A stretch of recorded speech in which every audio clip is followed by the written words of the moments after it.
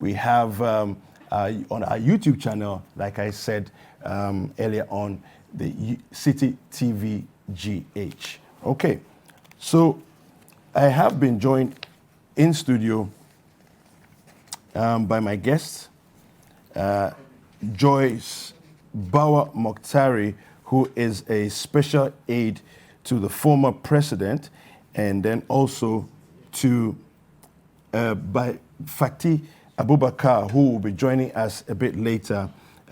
There's a deputy director of communications at the Presidency. I'll introduce her in just a second, and we will continue with the show. Okay. Good morning, Joyce. Good morning. How are you doing? I'm very well, thanks. And you? I'm very well too. Thank you. Good to see you. Yes, good to have you here. All right. So, in the last week of happenings, we want to talk about this. We want to start with this morning. The president and the government basically has said that there's a lot of job creation that has gone on. Many people have benefited.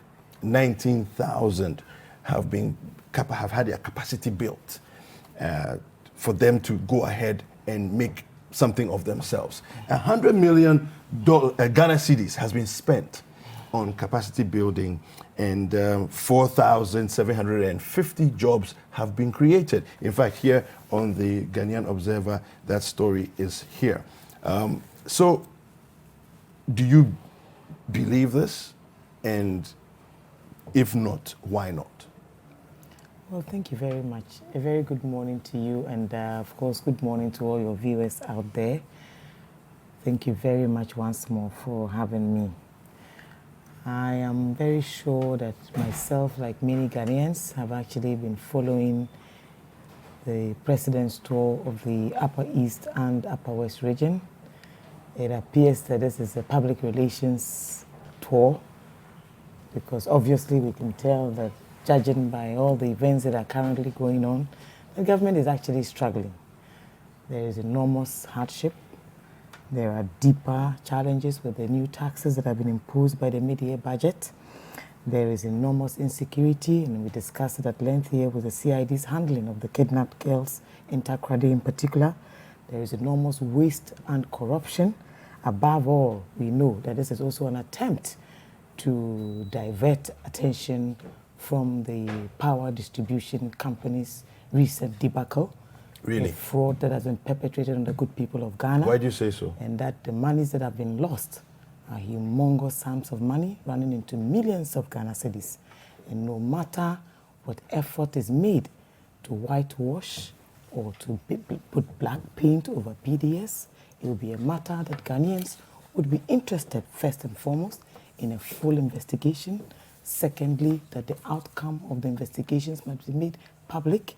That government must be able to tell us why conditions precedent of a contract of this kind were waived, why the contracts or shares were awarded to the persons and companies that received them with no track record. Joyce, can we as jobs have go back been to lost, the topic of the many sums of money have been washed down the drain. Right. And Ghanaians want to know why.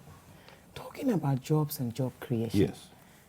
It is only fair for us to admit that challenges to do with jobs and job creation are with us.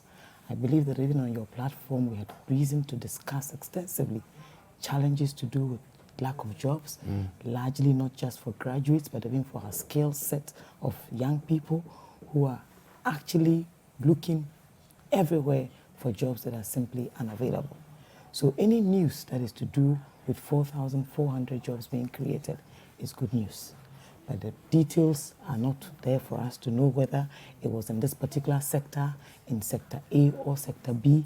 But let's look at it carefully. In terms of youth entrepreneurial capacity building, these are policies that the National Democratic Congress, led by former President Mahama, left behind. Indeed, the Youth Enterprise Authority is now the NEIP, which is apparently leading the skills building and training programs for young people in Ghana. It is great news, but it is even greater news when we know where these jobs are, what sorts of jobs they are. We have 30 million people in Ghana. We have a whole association of graduates who are unemployed. We know the numbers that applied for NABCO, even though they didn't even know whether or not these jobs will go beyond 2 years.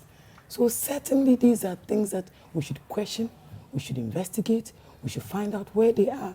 You would recall that even in our day, former President Mahama had reason to invest in the shoe-making company in Ashanti region.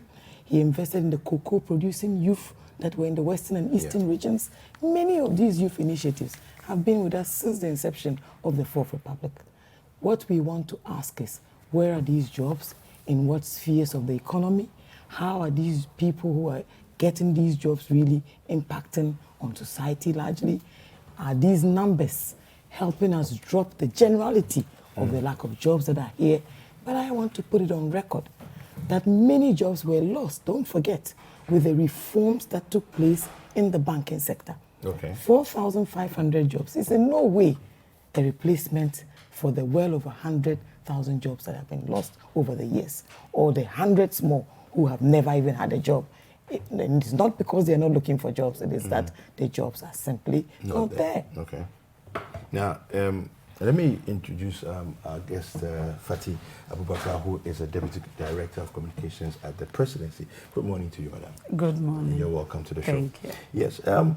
I wanted to find out, can you give us a breakdown of the 100 million that the Minister of Business Development said was spent on capacity building? How was that money spent?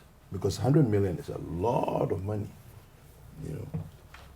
Thank you, and good morning to our cherished viewers, and good morning to Ghanaians. I would like to use the opportunity to say that the President, Nana Addo Dankwa Akufo-Addo, is on a 6-day visit to the northern and upper regions to commission projects and also to conduct a couple of inspection exercises, as well as meet with the good people of those regions. And before I go to the main topic, I have to differ